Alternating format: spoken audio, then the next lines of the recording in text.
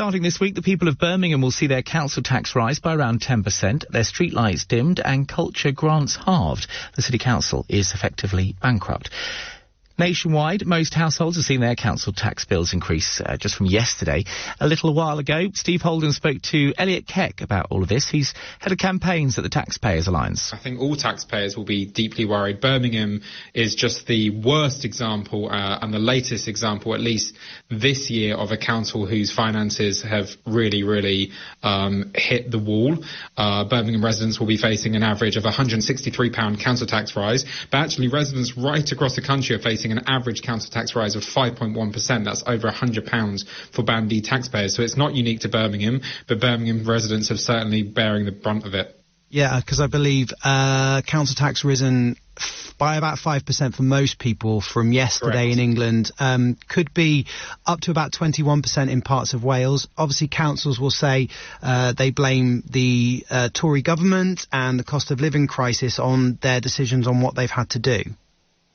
Well, they're always going to blame anybody but themselves, but the case of Birmingham is a really instructive one. They have known for years, they've known since the mid-noughties, in fact, that they had a problem with a potential equal pay settlement. That's going to end up costing them potentially £750 million, and yet in 2017 they made the decision to take on the Commonwealth Games, which was a wonderful achievement for the city and was a wonderful experience, but actually it cost them tens of millions of pounds. That's money that they clearly desperately needed to plug the massive hole in their finances, and as a result of that hubris, as a result of that, let's call it what it is, arrogance, Birmingham residents are facing absolutely crippling council tax rises after years of a very serious cost of living crisis. What services do you think could really be impacted, or rather, what services for the public are going to suffer because of this?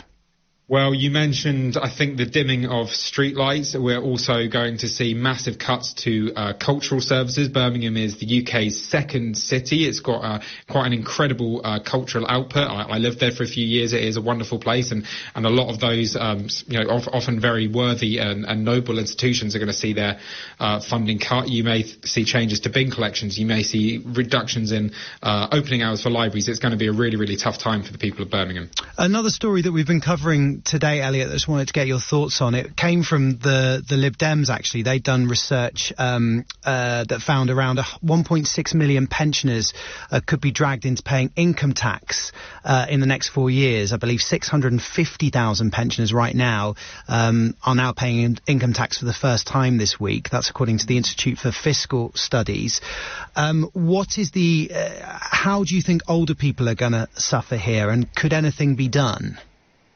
Well, absolutely, and that comes after TaxPayers Alliance research have found that 4.5 million more people are paying income tax since thresholds are frozen. Listen, many pensioners will have never filed a tax return before. They will have been on PAYE for most of their lives, and now, for the very first time, because of those frozen thresholds, because the triple lock is lifting their pensions, but the threshold at which you pay tax isn't going up in line with inflation, they're going to have to be filing those tax returns. I think ultimately what the government needs to do, and it's not just for pensioners, it's for taxpayers young and old, is they need to lift those thresholds, both the basic rate, the personal allowance, and also the higher rate, which is about £50,000, which is currently dragging in many doctors, nurses, teachers and police officers.